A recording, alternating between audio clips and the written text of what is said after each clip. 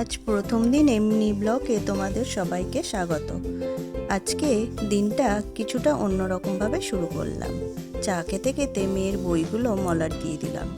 মলাট দেওয়া শেষ হতে হাতের কাজও সেরে নিলাম। তারপর দুপুরে খাওয়া দাওয়া শেষ করে বিকেলে দিদির বাড়ির উদ্দেশ্যে রওনা দিলাম। দেখো বাইরে কেমন কুয়াশা পড়ে গেছে। গিয়েই দেখলাম দিদি চাউমিন করছে, তাই আমিও একটু হাতে হাতে করে দিলাম। তোমরা দেখতেই পাচ্ছ সবাই, দিদি সব রেডি করেই রেখে দিয়েছে। আমি একটু দিদির হাতে হাতে করে দিলাম, ডিমটা ভাজলাম, তারপর আস্তে আস্তে দুজনে গল্প করতে করতে রেডি করে দিলাম।